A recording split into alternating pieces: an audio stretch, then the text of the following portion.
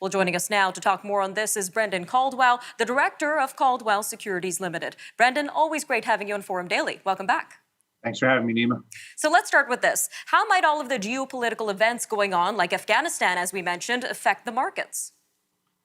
Regrettably, I think they'll affect them very little. If we're just talking about Afghanistan, I think if the President of the United States and the Western world deeply and profoundly still cared about Afghanistan, we wouldn't have left them to the tender mercies of the Taliban.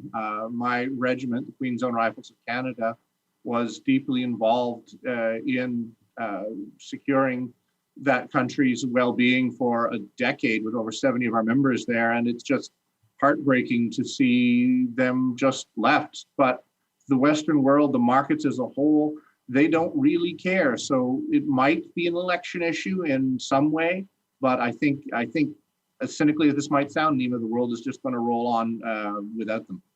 All right, Brendan. Well, we are in the middle of a federal election right now. What are you hoping is going to be discussed during this election as it relates to Canada's economic recovery from the pandemic?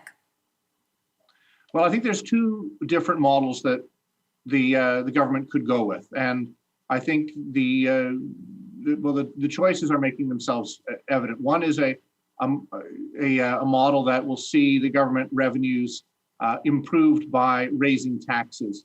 That I think will end up being a futile attempt because if without economic growth and the usual engines for economic growth in Canada are being blocked, particularly the energy sector may not have the longest future ahead of it. So if we don't get economic growth in other areas, I think we'll have an issue. So there's two ways of approaching it. Either you raise taxes to raise government revenue, or you encourage growth.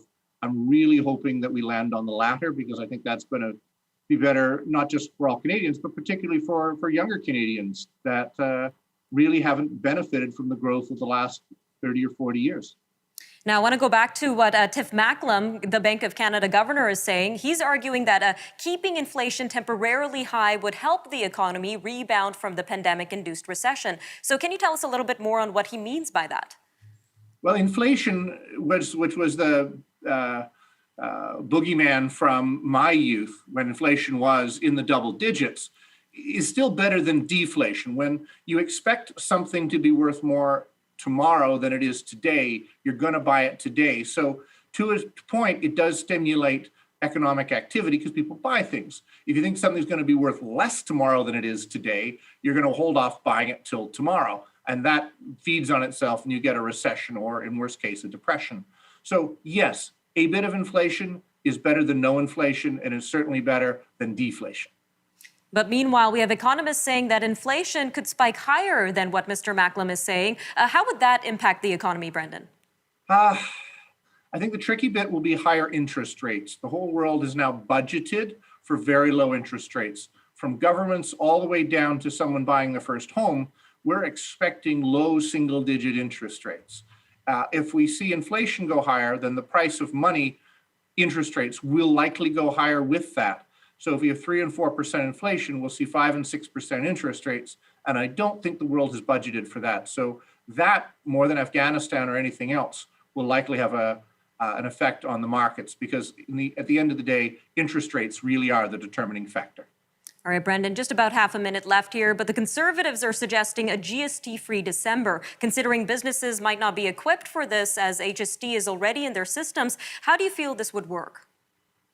Well, I like where his head is at, in as much as, even what I said earlier, the choice between more taxes and greater growth, at least he's going for the idea of greater growth, stimulating the economy, getting people out doing things.